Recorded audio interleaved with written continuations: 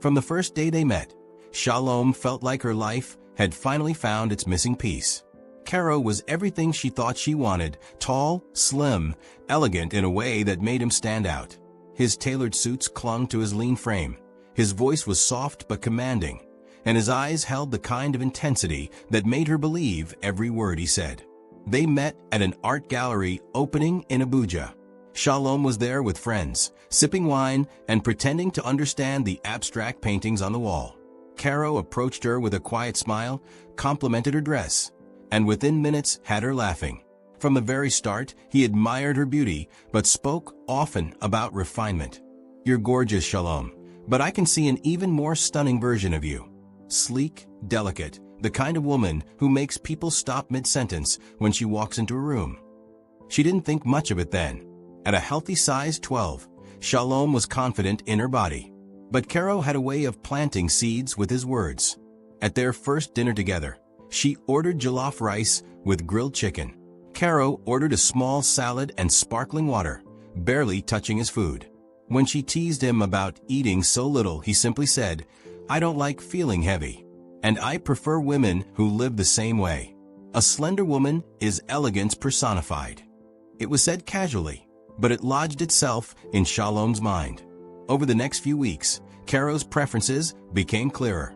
He praised her when she skipped dessert, frowned slightly when she asked for extra servings, and once told her she had a beautiful face that deserved a more graceful frame. At first, she laughed it off, but slowly, she began eating less when she was with him. And every time she lost a kilo, Caro noticed. "See? This is what I'm talking about, my queen. You're transforming already." What Shalom didn't know was that her transformation wasn't just about beauty for Caro. It was about something far darker, rooted in years of silent hunger, humiliation, and a deep resentment that had waited decades for the right moment to strike. The changes started small. Shalom cut back on snacks, skipped breakfast, and switched to salads for lunch.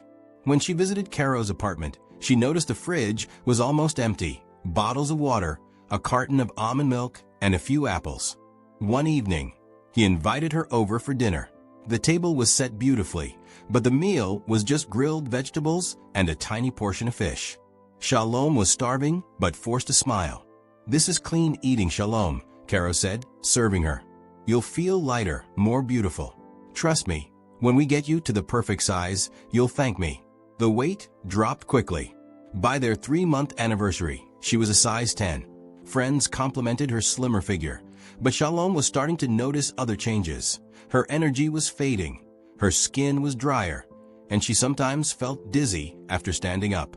Caro, however, was delighted. "Almost there, my queen. Imagine yourself at a size 4.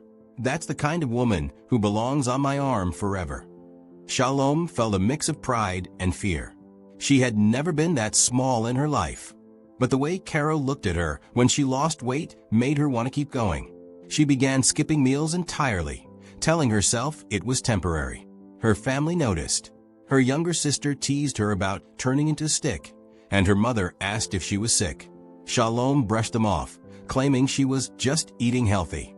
But in truth, Caro's approval had become addictive. Every kilo lost was another step towards securing his love, another proof that she was the kind of woman he wanted.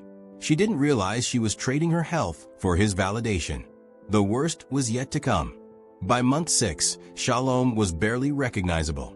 Her once full cheeks had hollowed, her collarbones jutted sharply, and her dresses hung from her like loose curtains. She had gone from a healthy size 12 to a size 6, and Caro couldn't have been prouder. "Look at you, my queen," he would say, running his fingers along her sharp shoulders. "You're art now." But Shalom's friends whispered behind her back. They noticed she was often tired, avoiding social gatherings that involved food. When she did attend, she'd pick at her plate, pushing food around rather than eating it. Her mother grew deeply concerned. One weekend, Shalom visited home, and as she stepped through the door, her mother's face fell. "Shalom, my daughter," she said in their language, pulling her aside. "Are you sick? You look frail." "Mama, I'm fine. Caro likes me like this. He says I'm perfect," Shalom replied, forcing a smile. Her mother's eyes darkened. "And what about what you like?" What about your health? Shalom rolled her eyes. Mama, please. This is just jealousy. You've never liked him. Her sisters joined in, expressing concern, but Shalom shut them down quickly. At least I'm engaged. You're healthy, yes, but single. Let me live my life. The following week, Caro proposed at a private dinner, presenting her with a diamond ring. Shalom cried tears of joy. She couldn't wait to tell her family, certain this would win their approval. Instead, her mother's face was tight with worry. After congratulating her, she made one request: I want to meet Caro properly. Let him come to the house. Caro agreed, arriving sharply dressed, oozing charm. He answered every question with grace, speaking of his success, his admiration for Shalom, and his plans for their future.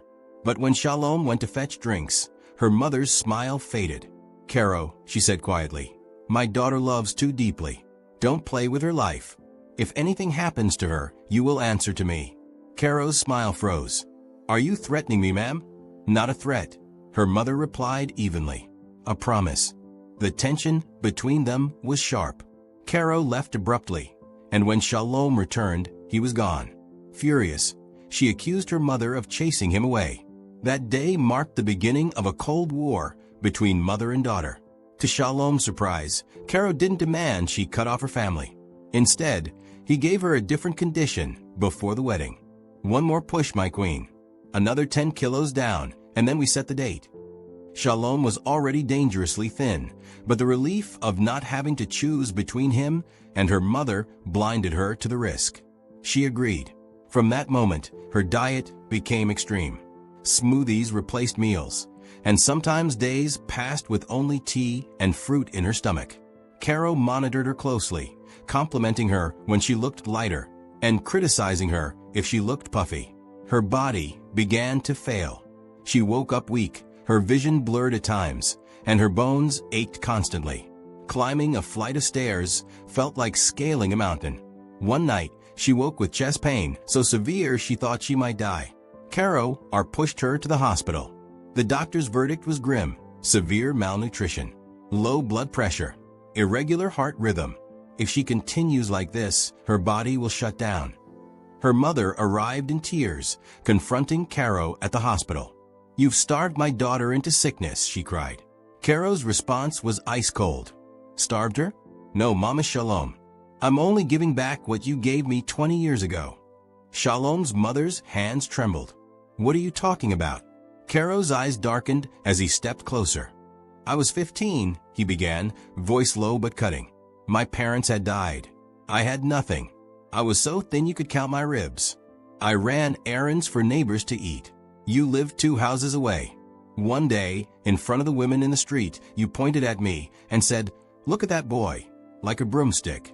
No wonder no girl will want him. Shalom's mother's face crumpled. Your daughter was there, he continued, and she laughed with you. That laugh followed me for years. I swore I'd make you feel what I felt, empty, ashamed, and invisible. When I made something of myself, I found her. Every kilo she lost was my revenge. And now, I've won. With that, Caro walked out, never looking back. Shalom lay frozen, the pieces of her life shattering in silence.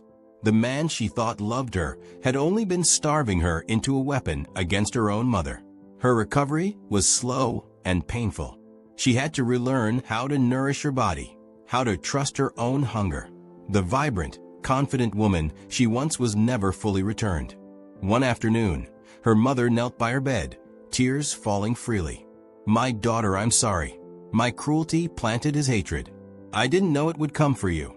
Shalom's voice was faint, but her words were a blade. Mama, you didn't just hurt him. You hurt me too. The lesson was bitter.